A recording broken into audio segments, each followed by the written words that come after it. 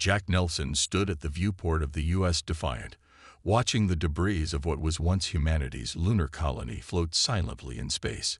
His tired eyes reflected the distant explosions as Zoraxian patrol ships continued their sweep of the Earth system.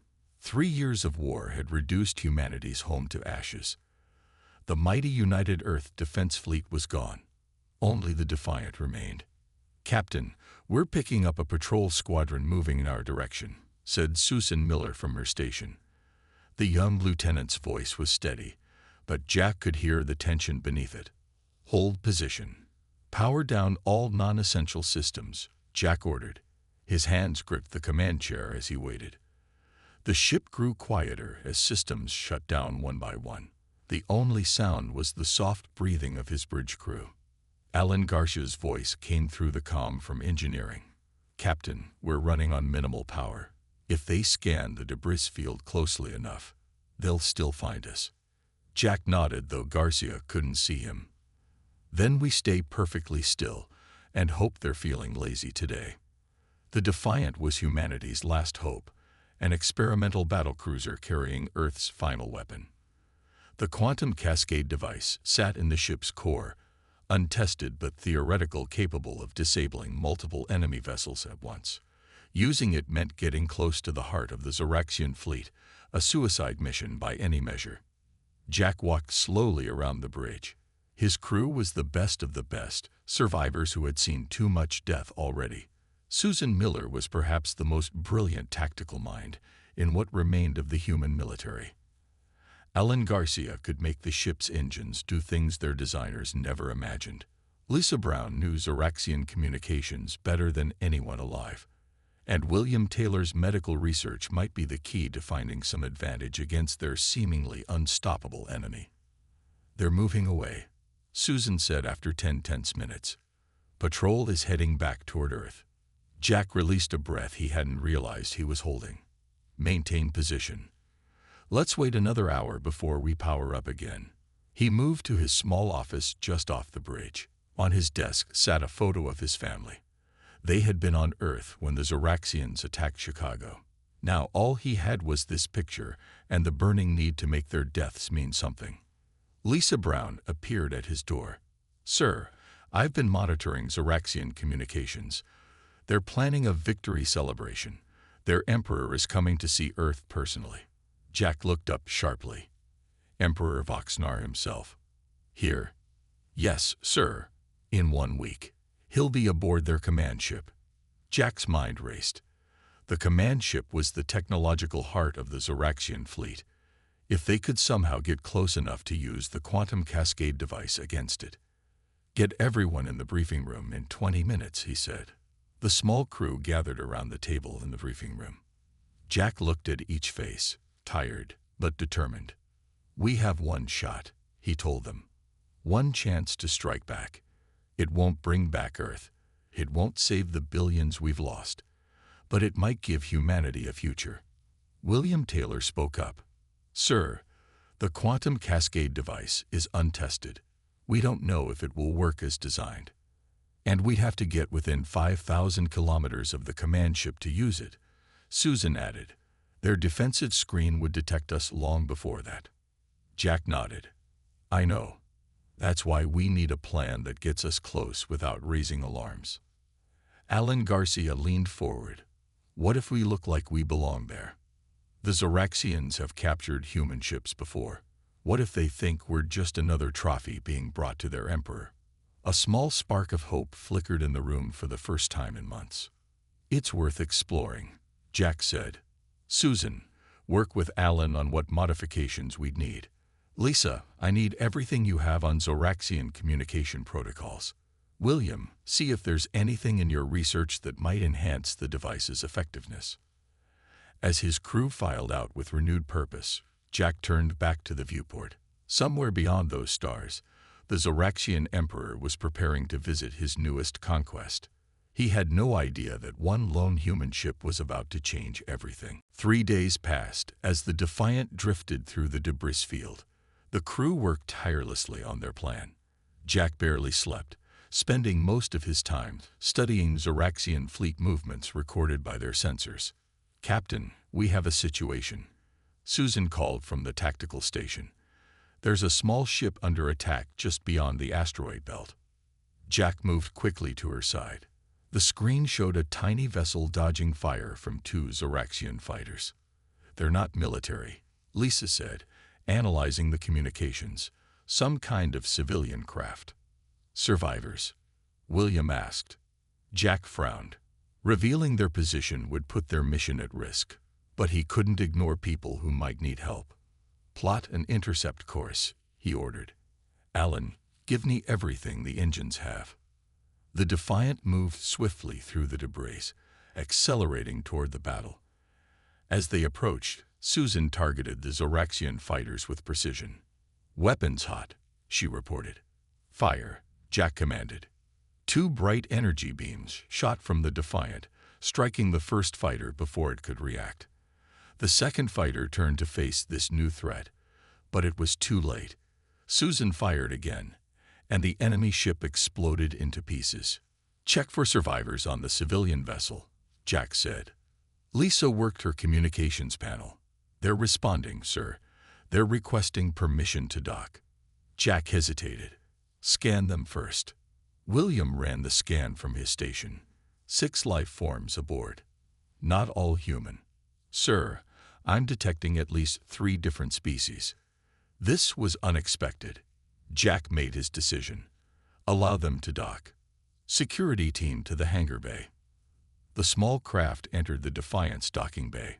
Jack arrived with armed guards as the ship's hatch opened. A tall, blue-skinned figure emerged first, with large eyes and 4-fingered hands.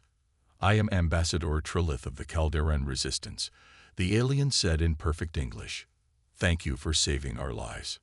Behind Trilith came 2 other aliens and 3 humans. One of the humans, a woman with short red hair, stepped forward. "Kira Wright, Earth anthropologist," she said. "I've been working with the Resistance since the war began." Jack lowered his weapon slightly. "Resistance?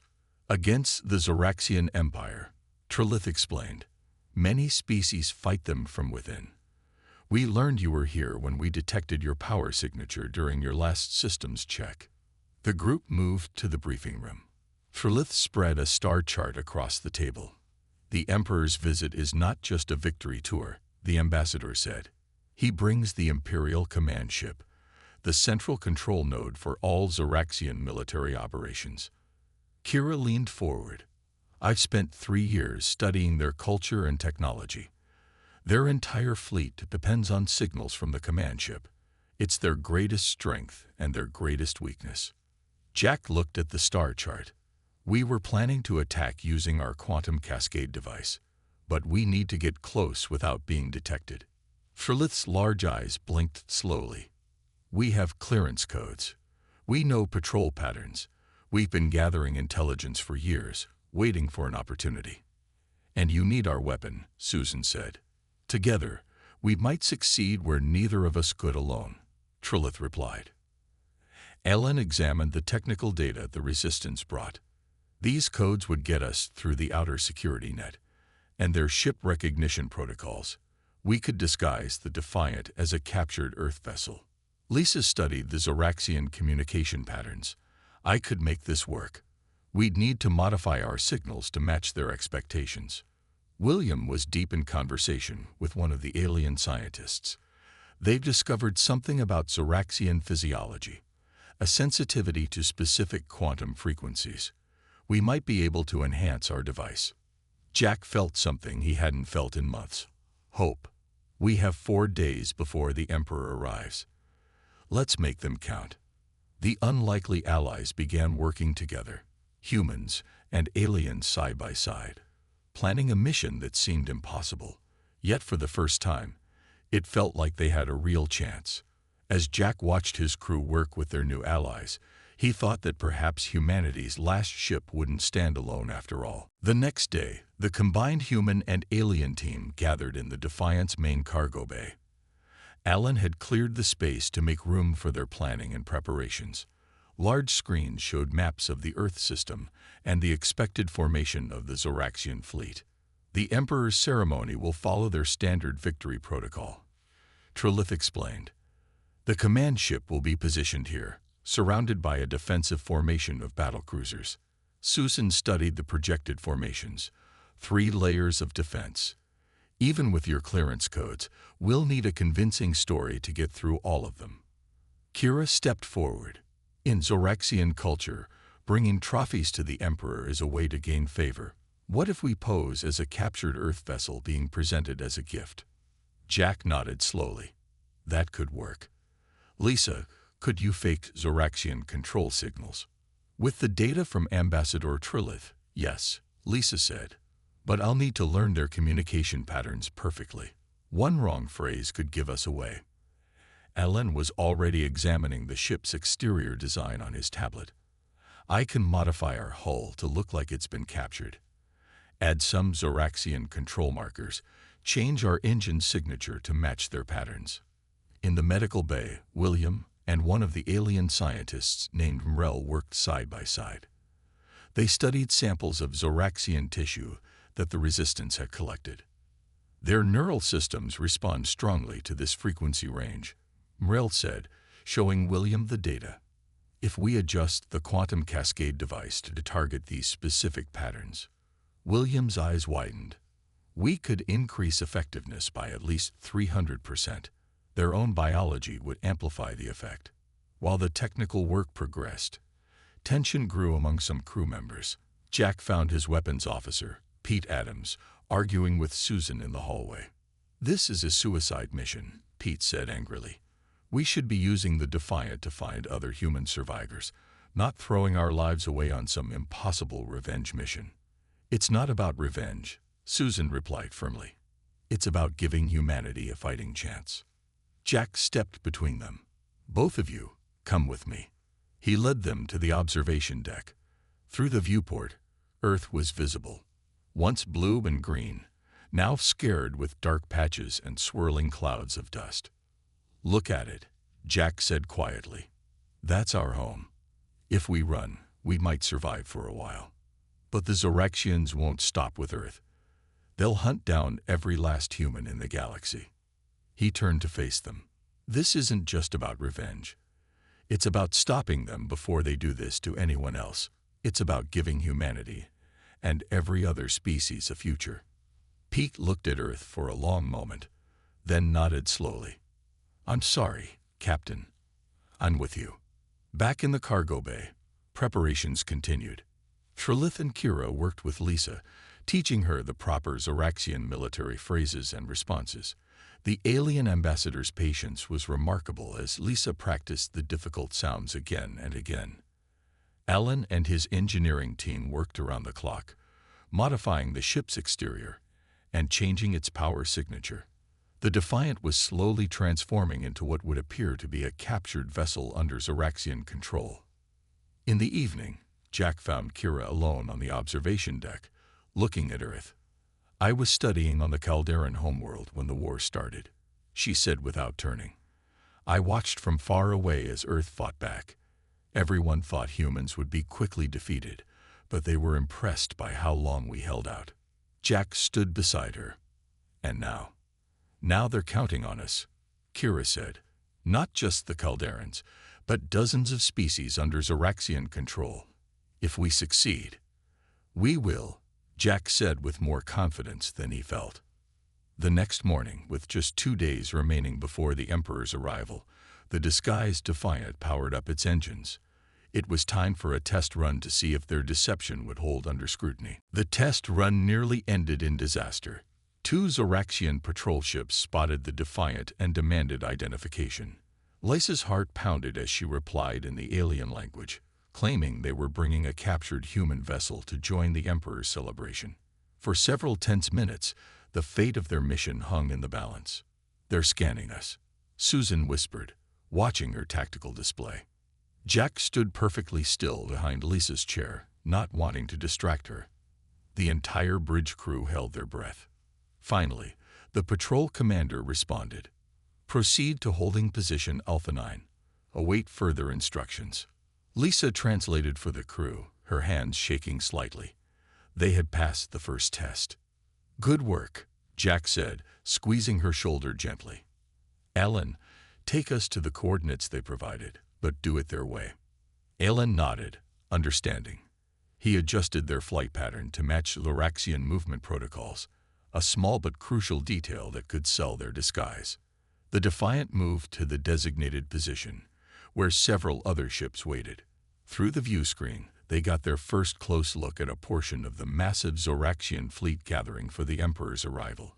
Even this small segment was intimidating. 50 warships, each larger than the largest vessel humans had ever built. There must be hundreds more on the way, Susan said quietly. Trilith joined them on the bridge. The main fleet will arrive with the Emperor tomorrow. What you see is merely the advance guard. Back in their hiding spot behind Earth's moon, the crew made final preparations. Alan completed the external modifications, adding Zoraxian control nodes to the hull. William and Rel finished calibrating the quantum cascade device to target Zoraxian neural patterns. Lisa practiced Zoraxian communications late into the night. The day of the Emperor's arrival came too quickly. Jack gathered everyone in the cargo bay for final instructions. Once we're in position, we'll have one chance to activate the device, he explained. The moment we do, our disguise will be blown. We need to be within 5,000 kilometers of the command ship when that happens. Susan pointed to the tactical display. I've identified the optimal approach vector. If we follow this path, we should avoid the heaviest concentrations of their fleet. Kira added, remember, the Zoraxians value hierarchy and protocol above all. Act confident, like you belong there. Hesitation will draw attention. The Resistance members would remain hidden during the approach. If stopped and boarded, the Defiant would appear to be under Zoraxian control with human prisoners. As they prepared to depart, Jack addressed his crew one last time. Whatever happens today, know that you've made humanity proud. We may not all make it back, but if we succeed, we give Earth a chance. The Defiant powered up and left its hiding place, moving toward the gathering fleet. As they approached, the true scale of what they faced became clear. Hundreds of Zoraxian warships filled the space around Earth, arranged in precise formations. Incoming transmission, Lisa reported, her voice steady despite her fear. A harsh Zoraxian voice demanded their identification and purpose. Lisa responded with a prepared story, using the clearance codes provided by the Resistance. Long seconds passed before the reply came. Proceed to outer formation, Section 23. Maintain current speed. They had gotten through the first layer of security. The Defiant moved slowly into position among the outer ring of ships. From here, they could see the inner formations, and beyond them, just arriving in a flash of light, the massive Imperial command ship. It's huge, Alan whispered. The command ship was the size of a small moon, surrounded by an escort of elite battlecruisers. New transmission, Lisa said suddenly. They're ordering us to prepare for boarding inspection. Jack's stomach tightened. This wasn't part of the plan. How long do we have? They're dispatching an inspection team now. 10 minutes, maybe less. Jack looked at his crew. All their planning, all their hopes, might end in the next few minutes. Get the Resistance members hidden, he ordered. Everyone else to battle stations. If we have to fight, we make it count. Lisa's mind raced as she listened to the Zoraxian inspection orders. She noticed something odd in their transmission pattern. Captain, she said to Jack, they're using a secondary inspection protocol. According to Trilith's data, that means they're stretched thin with the Emperor's arrival. They don't have enough inspection teams. Jack looked at her. What are you suggesting? I think I can convince them we've already been checked. Their communication system is overwhelmed right now. Jack nodded. Do it. Lisa sent a carefully crafted message, claiming they had already been inspected at their previous checkpoint.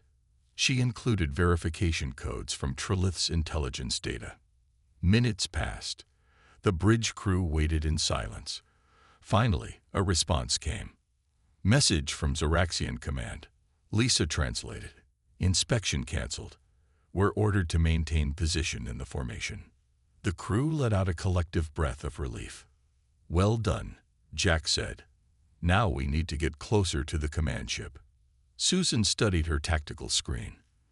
The inner defense ring is shifting. There's going to be a gap in Sector 4 as they make room for the Emperor's personal escort. That's our chance, Jack decided. Alan, be ready to move when that gap forms. As they waited, the massive Zoraxian fleet continued to arrange itself in ceremonial patterns around the Imperial command ship. Through the viewports, they could see smaller vessels moving between the larger ships, carrying high-ranking officers to the main ceremony. The Emperor's shuttle is launching from the command ship, Susan reported. It's heading to Earth for the surface ceremony. The command ship's defensive screen is adjusting to let it through. Jack leaned forward. That's not in our intelligence. This could work in our favor. Once the Emperor is on Earth, security around the command ship might relax slightly. Kira, who had joined them on the bridge, shook her head. No, the command ship will still be the control center for the entire fleet. The Emperor is just making the symbolic visit to the surface. Lisa continued monitoring communications. There's something else. I'm picking up orders for all ships to prepare for a major operation after the ceremony. They're planning a large-scale attack on something. Trilith's large eyes widened. They must have located more resistance bases. They're planning to crush all opposition once the celebration is complete. Then our timeline just got shorter, Jack said. We can't wait for the perfect moment anymore. He turned to Alan. How close can you get us to the command ship during the ceremony? Alan studied the shifting patterns of the fleet. There's a maintenance approach vector that smaller ships are using. If we claim we're experiencing radiation damage from Earth's ruined defense systems, we might get clearance to move closer for repairs. Do it, Jack ordered. Lisa sent the request, claiming their engines were showing signs of radiation damage that needed immediate attention. The response took longer this time, but finally, they received clearance to move to a repair holding position, much closer to the command ship. The Defiant began moving slowly through the Zoraxian formation. Each passing ship dwarfed them, bristling with weapons that could destroy them in seconds. Jack felt sweat running down his back despite the cool temperature on the bridge. They were halfway to their new position when a patrol ship suddenly changed course, heading directly toward them. They're hailing us, Lisa said, her voice tight. Respond normally, Jack said. The Zoraxian commander's face appeared on screen, gray-skinned with sharp features and cold eyes. He spoke harshly in his native language. Lisa translated. He's asking why our engine signature doesn't match our identification code. Jack's heart sank. They'd been discovered. Tell him our systems were damaged in the capture, he tried. Lisa relayed the message, but the Zoraxian commander wasn't convinced. He barked more orders. He's demanding we power down and prepare to be boarded, Lisa said. He's alerting the fleet command. Jack made his decision in an instant. Weapons hot. Target that ship before it can alert others. Susan's hands flew over her tactical console. Weapons ready. Fire, Jack ordered. Energy beams lanced out from the Defiant, striking the patrol ship with deadly precision. It exploded in a ball of fire. All power to engines, Jack commanded. Our cover's blown. We need to reach the command ship now. The Defiant surged forward, racing toward the heart of the Zoraxian fleet as alarms began to sound throughout the enemy formation. Chaos erupted as the Defiant raced toward the command ship. Zoraxian vessels turned from their formations, weapons powering up. Susan worked frantically at her tactical station, finding the path of least resistance through the closing net of enemy ships. Hard to port, she shouted.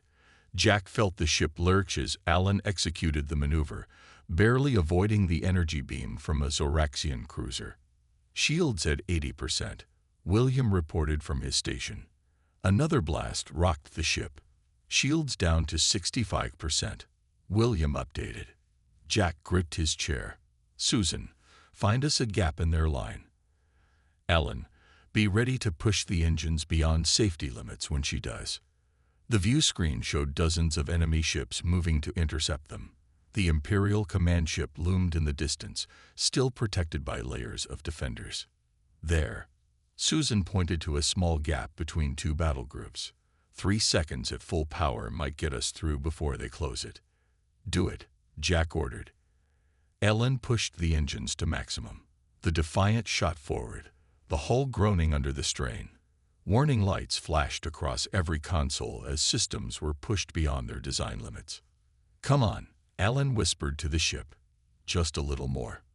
They threaded the needle between the Zoraxian formations, taking fire from both sides. The ship shuddered violently. Deck 3 has hull breach, William shouted. Emergency force fields holding, but we've lost power to the port weapons array. As they broke through the formation, Jack saw they had entered the inner defensive perimeter. The Imperial command ship was now clearly visible, a massive structure bristling with weapons platforms and surrounded by elite guard ships. Captain, Trilith called from the science station, the Emperor's shuttle is returning from Earth. They're cutting the ceremony short. They must know something's wrong. Jack watched the small, ornate shuttle approaching the command ship from the planet's surface. An idea formed in his mind. Susan, plot an intercept course with that shuttle. Alan, match its approach vector. His crew looked at him in surprise, but followed orders. The Defiant adjusted course, now appearing to be escorting the Emperor's shuttle back to the command ship. It won't fool them for long, Susan warned. We just need a few moments of confusion, Jack replied. The gambit worked briefly. The Zoraxian defensive ships hesitated, unwilling to fire near their Emperor's vessel. The Defiant closed the distance to the command ship rapidly.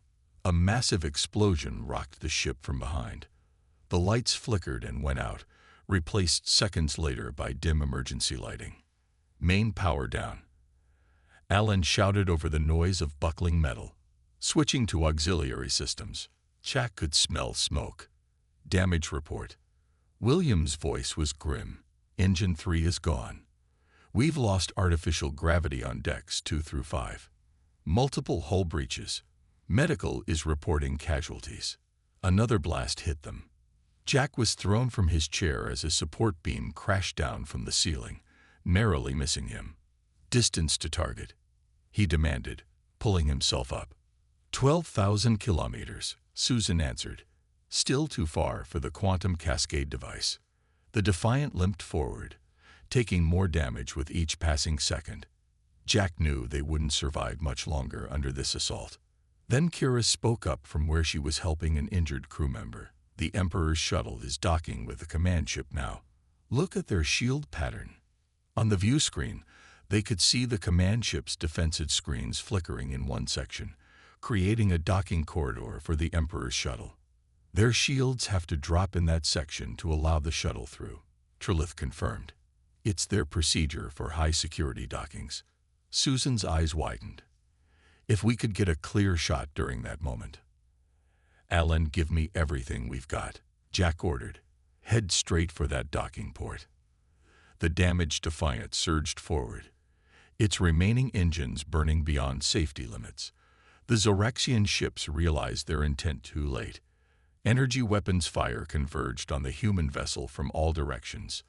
Shields failing, William reported. Hull integrity at 28%. Jack watched as the Emperor's shuttle entered the final docking sequence. The command ship's shields flickered again, creating a momentary gap. Susan, prepare the quantum cascade device, Jack said. Target that opening. We'll only get one shot.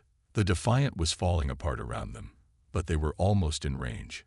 Just a few more seconds. 5,000 kilometers. The Defiant needed to get that close to the command ship for the quantum cascade device to work. They were at 7,000 and closing, but systems were failing all around them. Engine 2 is overheating, Alan reported, his face lit by the red warning lights of his console. If it blows, we lose all propulsion. Jack looked at the tactical display. The Emperor's shuttle was now fully engaged with the docking clamps of the command ship. The shield gap was beginning to close. Divert all power to the engines and the quantum cascade device, Jack ordered. Shut down life support if you have to. Captain, William said, that gives us less than 10 minutes of breathable air. "We won't need more than that," Jack replied grimly. The ship lurched forward with renewed speed as power from non-essential systems flowed to the engines. Another hit rocked the Defiant, sending sparks flying from an overhead panel. "Hull breach on deck 4. Susan shouted, force fields failing. Trilith moved to help a fallen crew member. "We cannot sustain this damage much longer." 6,000 kilometers. Still too far. Lisa's voice cut through the chaos. "Captain, I'm picking up communications from the Emperor's shuttle. Something's wrong with their docking system. The command ship is holding the shield gap open longer while they fix it." Jack felt a surge of hope. "That's our window." "Susan, status of the quantum cascade device. Power levels at 97%. Ready to activate on your command. 5,500 kilometers. Almost there." A massive explosion rocked the ship. The lights went out completely, and for several seconds, there was only darkness and the sound of tearing metal. When emergency power flickered on, Jack saw that part of the bridge ceiling had collapsed. Alan was trapped beneath a support beam, blood running down his face. Kira rushed to help him. "Engine 2 is gone," William said, checking systems. "We're running on Engine 1 only." "Distance?" Jack asked. 5,200 kilometers, Susan answered. "We're still closing, but barely." Jack moved to help free Alan. Together with Kira, they lifted the beam enough for Alan to crawl out. His leg was badly injured, but he dragged himself back to his station. "I can keep her moving," he said through gritted teeth. 5,100 kilometers. The view screen showed the command ship shields still partially open at the docking port. The Emperor's shuttle was caught in the docking clamps, unable to complete the transfer. "Zoraxian battlecruisers closing from behind," Susan warned. "They'll be in firing range in 15 seconds. 5,000 kilometers. "We're in range," Susan announced. "Activate the quantum cascade device," Jack ordered. Susan's hands flew over her console, initiating the sequence they had prepared. Device powering up. 20 seconds to full discharge. The pursuing Zoraxian ships opened fire. The Defiant shuddered under the impact. "Shields failing," William shouted. 10 seconds to discharge, Susan counted. Another hit. Half the bridge consoles went dark. 5 seconds. Jack looked at his crew, humans and aliens working together, bloody but unbowed. Whatever happened next, they had made it this far against impossible odds. Device activating now. For 3 days, the Defiant drifted among the disabled Zoraxian ships. The crew worked with what little power remained, trying to restore basic systems. They watched through viewports as enemy vessels floated aimlessly, their crews seemingly unable to regain control. Jack sat in the dim light of the bridge, a small emergency lamp providing the only illumination. Alan had managed to restore partial